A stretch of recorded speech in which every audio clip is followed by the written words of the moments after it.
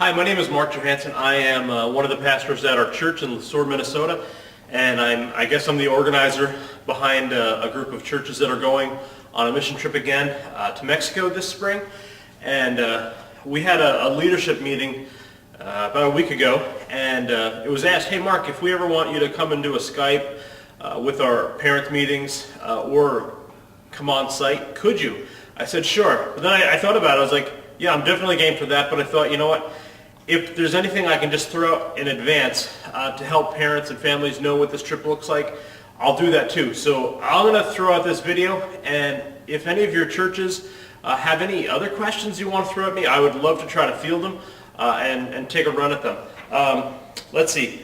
Borderless is it's a network of churches, mostly Lutheran Brethren churches. Occasionally there's opportunity where there's one or two outside of our church family that participate, but by and large it's been Lutheran Brethren churches, and for I think it's going on about 20 years, they have been serving in the same place in Mexico.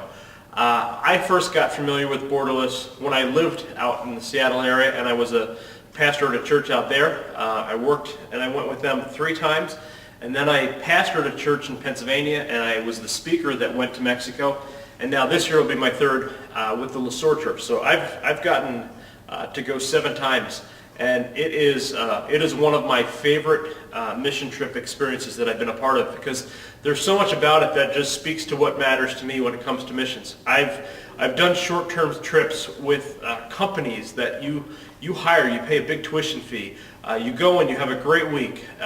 It's very much a parachute drop. You go, you serve, you work. And then what you find out after is that another group came the week after, another group came the week after, and after, and on over the course of a summer. And as you think about that, you just feel like, man, okay, I had a great week, but did I really make a difference?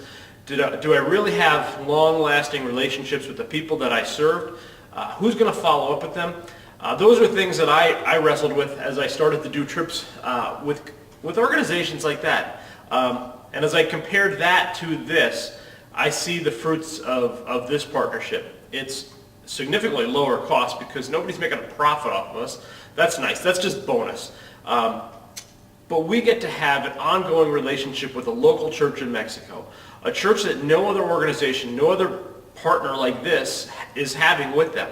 And the group of churches in Mexico, they are part of a network of churches. It's not Lutheran. It's not Lutheran Brethren by any means. And they're overseen by one church in their area, and their network is about 15 churches or so in that area. And the lead pastor, his name is David. He organizes for the network of churches. He and his wife are actually dual citizens.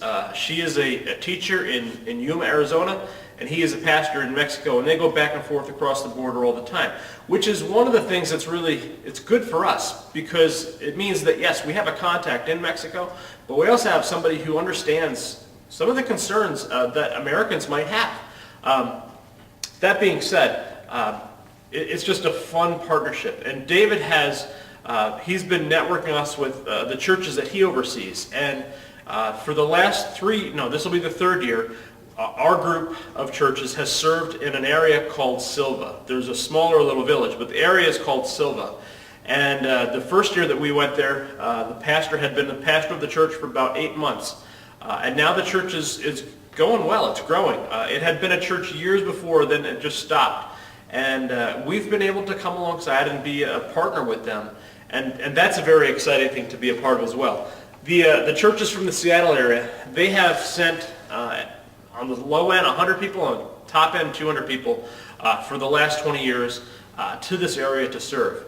And they welcome us being a partner with them as well.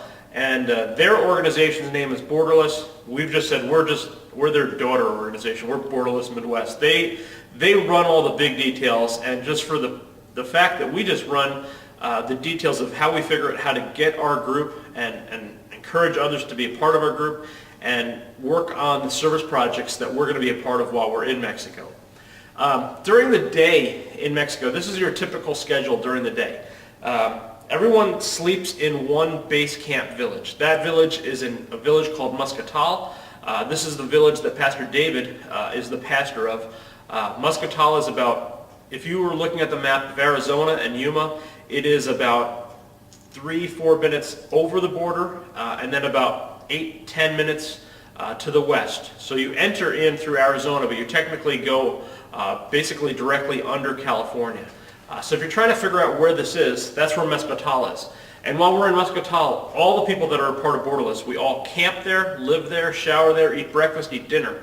We all start the day together eating breakfast and having morning worship and getting organized for the day.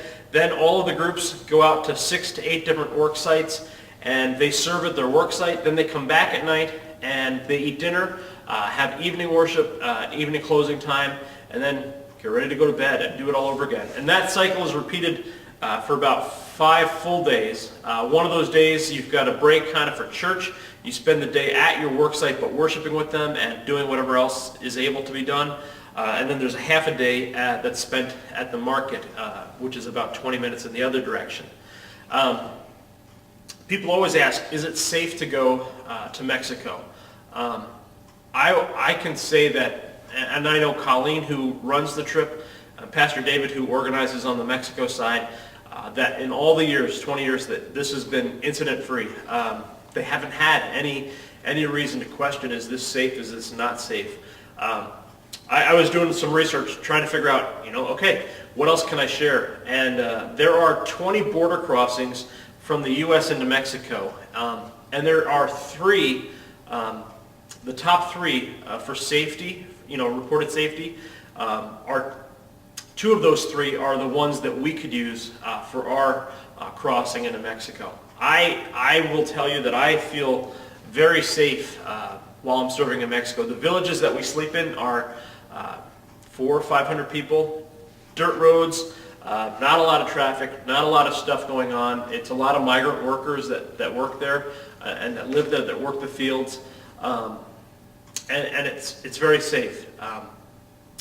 I would be foolish if I said there's nothing to ever be concerned about, but we haven't seen anything to be concerned about. And as well, David, who is our main contact, he is very aware of the things that we look for. So as you consider this, I just encourage you to know that we have thought this through long and hard, and there are a lot of players that are as well. They've thought through the safety issues. I have a 6-year-old, and I would take my 6-year-old with, and I would feel good about letting her walk around the village with our students and not having to feel like I had to know exactly where she was at every single moment.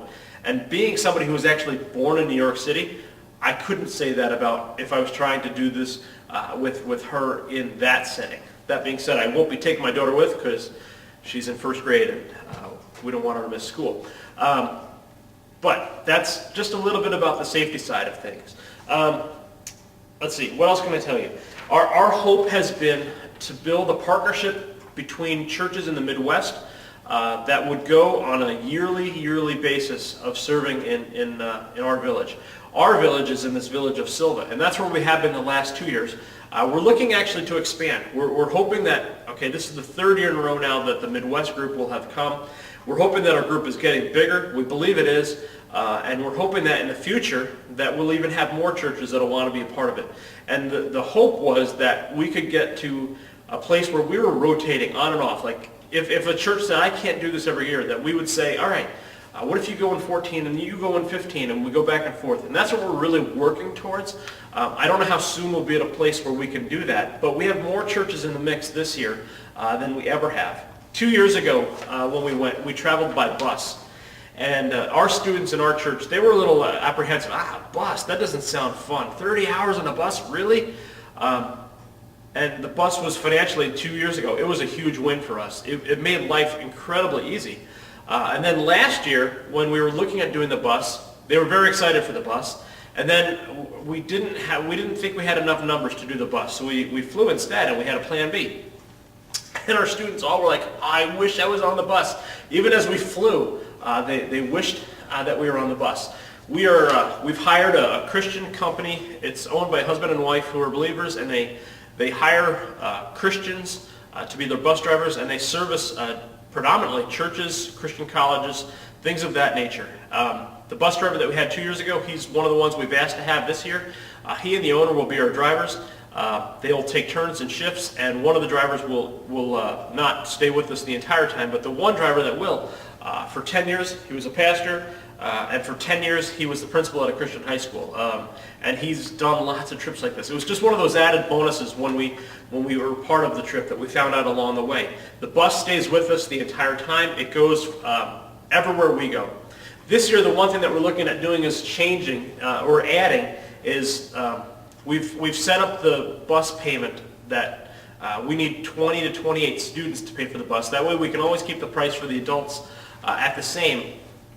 But with that being said, we could be 40 people. 40 people is too many people for the village that we were serving in last year. So we're trying to split in half.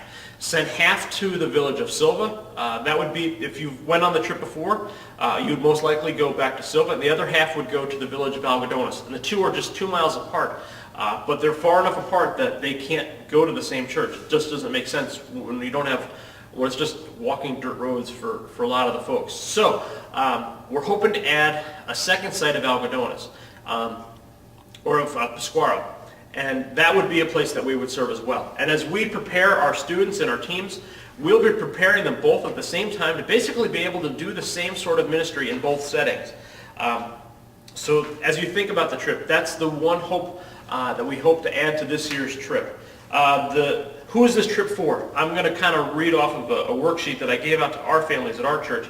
But this trip is for anyone who is in 8th grade and up. A couple times there's exceptions that are made if a parent is going for somebody of younger ages, but really 8th grade and up. People often ask, why April? The reason that the trip happens in April, there's 2 reasons. One, were we to go in the summer, you're talking that this area is 110, 115 degrees. It is incredibly hot.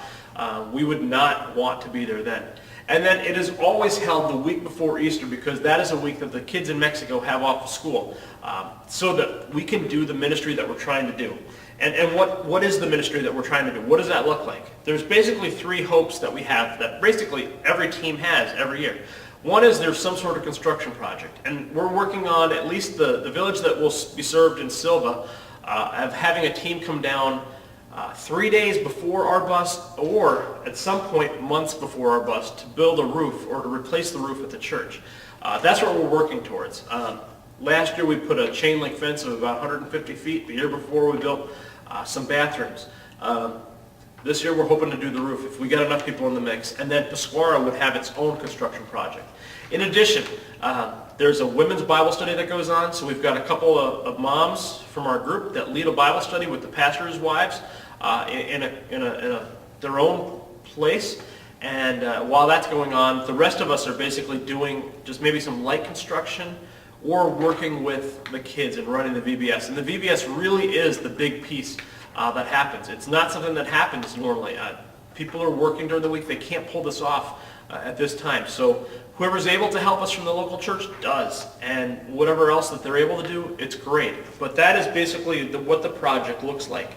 As you look at, if you haven't seen any of the details, the schedule is that we will leave the 10th of April, and we will leave from Le Sueur. If we have a group from DeWitt, Iowa, the bus will go down to them before is the plan, then come up to Le Sueur, pick up everyone else. So everyone from the other side of the state of Minnesota, Wisconsin, they would meet us in Le Sueur, or they would meet us in Sioux Falls, South Dakota, and we would pick them up there. So we will leave, we're not sure exactly the departure time, but we could leave anytime between 8 in the morning and 4 o'clock in the afternoon. And that depends on what stops we have to make along the way. Our aim is to arrive in Mexico on the evening of the 11th. We will have our tents set up.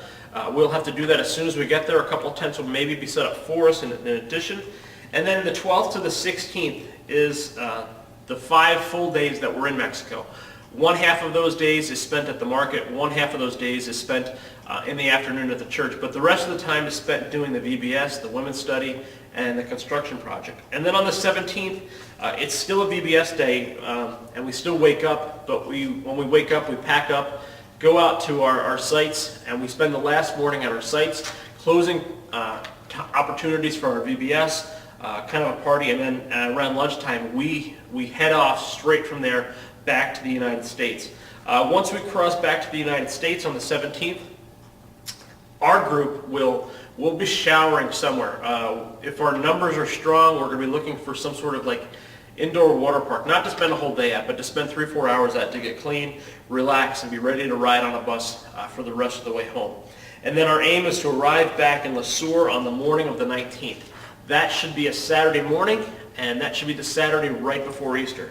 So as you think about that, that is kind of the timing around the trip. Let's see. Fees for students. In the past, the first year we had one fee for all participants. Then last year we tweaked it a little bit more, and we had one fee for the adults, one fee for the students. But the adults still paid $300 to $400. And that was because we flew. So we basically just charged the adults for the transportation side and didn't charge them for anything else. This year we're trying this a little bit different. And we've determined that it takes for 22 students to take the bus. It would take them costing $780. And then we've increased by 2 the number of students and then decreased the tuition cost, the total cost for the trip. So you can see that the cost for the trip ranges between $680 and $780, depending on the number of student participants. We've said that that will pay for the bus. That means that we can have, no matter how many students, as long as we're at least 26 or 22, we can charge $160 for the adults. $160 is what the tuition costs. $160 is what the borderless Colleen from The Rock in Seattle charges for each participant, regardless if they're student or an adult. But that's for their food, that's for they hire security to watch the camping area, all the different people that are brought in, musicians that are brought in, the speaker that's brought in to do the morning and evening teaching times. $160, that's a great cost. Other organizations cost $300 to $400 or $500. Depending on the nature of the trip. So that's the tuition side of it. And then the students, basically, the rest of where their money for their fee is going to pick up the costs of our training time, pick up the cost of the bus, pick up some of the food costs along the way, some of the extra things that we need to be prepared for, things of that nature. Now, as you look at the cost, I have to mention 2 additional things just so you're thinking on. One, since we're traveling by bus, I mentioned that there's 2 border crossings that we can use as we get into Mexico.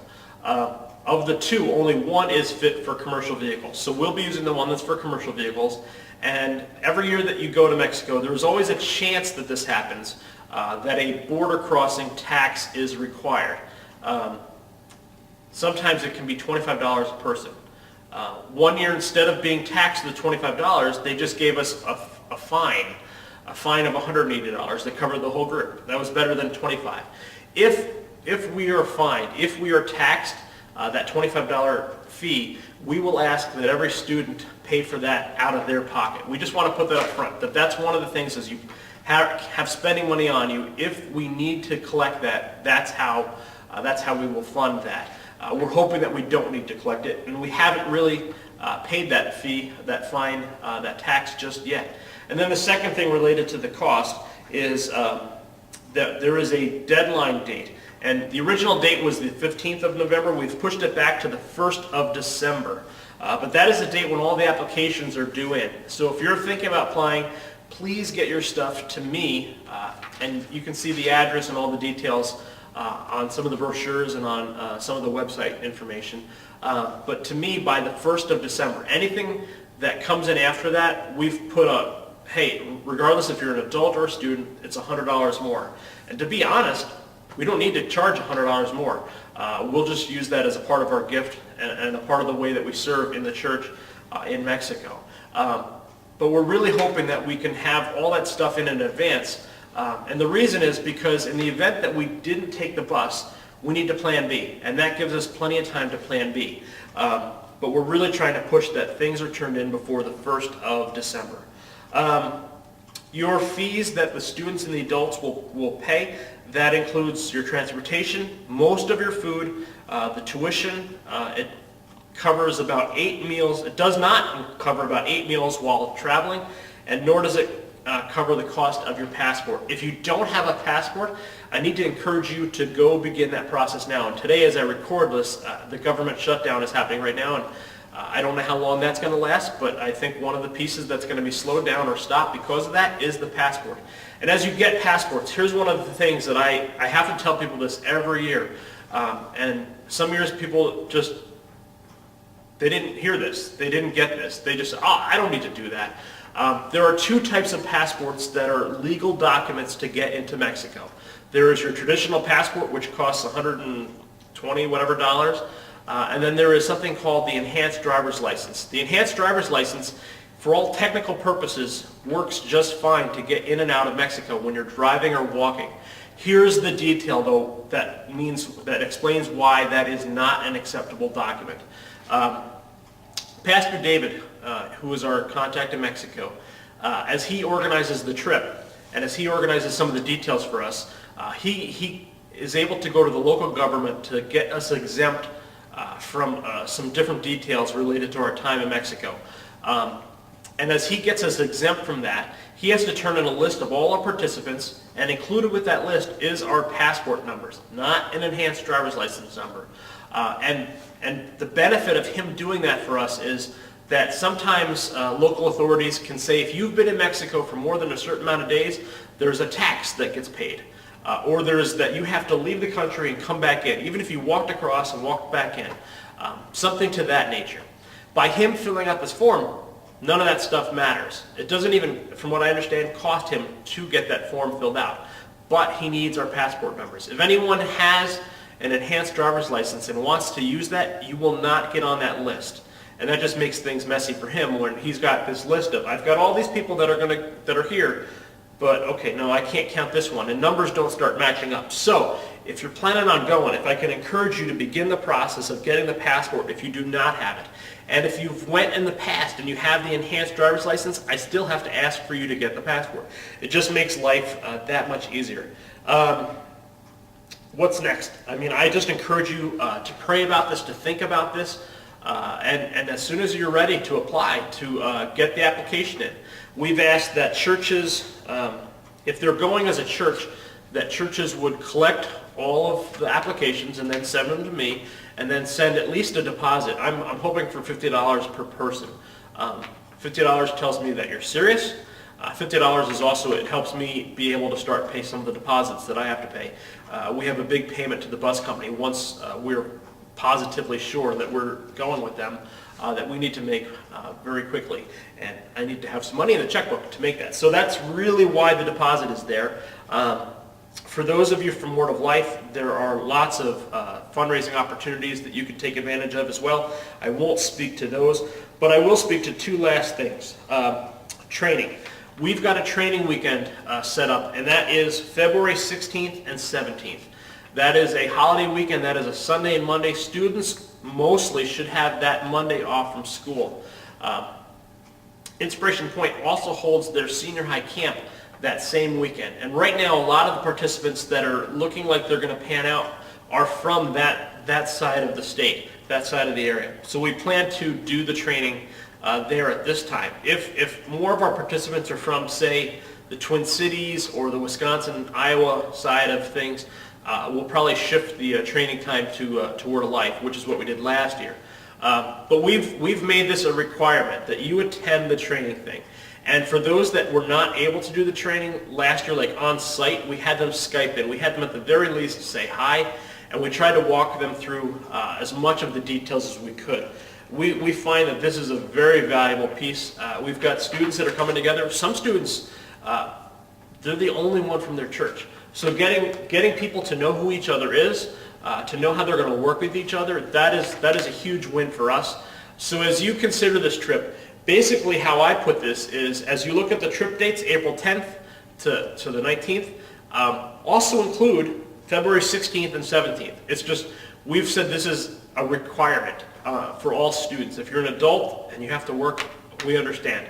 But for students especially, we're asking that you set this time aside as well.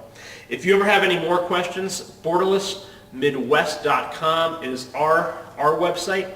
And after I stop, I'm going to have a video play. And this is a video that we produced. It's not amazing, but it hopefully gives you just a little bit of a picture of what our trip from last year looks like. If any of your churches have any questions, want to throw out anything to me, I would love to field any questions. If you want to do a Skype and I make this whole presentation, I can do that too. If you want to do a Skype and just ask me questions after you've seen this, that would be great as well. I thank you very much. for considering this, for entrusting your students and your churches to us. Currently, the LeSueur Church, we expect that we're going to be like in the 15, 16, 17 range between adults and students. We've got one student from Colfax, Wisconsin who has already turned her paperwork in. She's the first one. She went with us last year. Jason Lang from DeWitt, Iowa he believes that he's going to have a group this year, and for sure he's going to have his 2 kids, but hopefully he's going to have 5 or 6 students plus himself. There's a group from Barnesville, Minnesota. Barnesville went with us 2 years ago. They believe they're going to be 4 or 5, plus a few adults, hopefully. I've talked to Alan Oss in Bethel and Fergus, and Alan is hoping for at least 3 students, and we're not sure if he's going to go, if he'll have a female chaperone go. And then Kirk Millitzer has been asked to be the speaker for the entire trip. He is going to go, and I believe his son is going to go, and we're working on some connections up there. And then in addition, we've got somebody who went on a previous trip, Matt Oxendale, who previously served at Ebenezer Lutheran Brethren Church in Minneapolis and now serves at a LCMC church. He is very interested in going with us, so we're hoping that pans out. Now we've got 2 other churches that are interested. We don't know how serious they're interested, but if all of those churches panned out, we would have just an uber great trip. And if even one of the ones that we're thinking are maybes panned out, we would have just a fantastic group of people to pull together. And the fun part is pulling all these people together, getting them on board with what the project is, and encouraging them to work together and to see the big picture. And it's just a fantastic experience. I just encourage you, connect with me. My email is pastormark@wordoflifellbc.org. You can look me up on Facebook too. Feel free to give me a call. The office number is 507-665-6393. Thank you very much.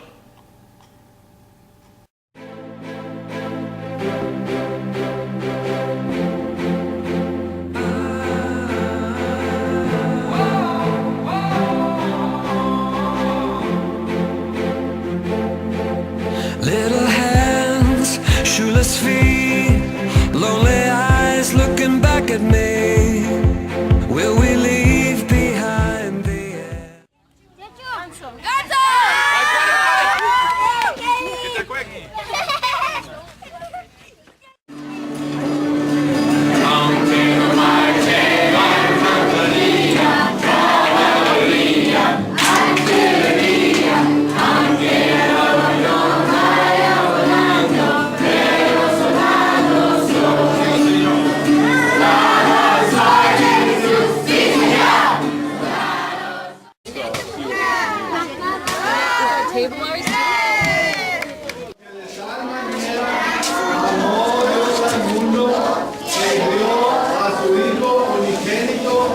Para que todo aquel que cree en Él no se pierda, sino que tenga vida eterna.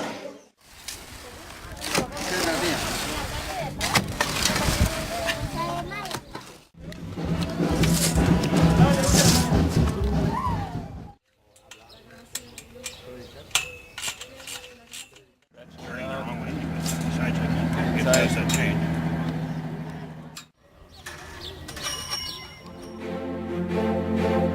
Little hands, shoeless feet, lonely eyes looking back at me. Will we leave behind the innocent to grieve? On their own, on the run, when their lives have only begun. These could be our daughters and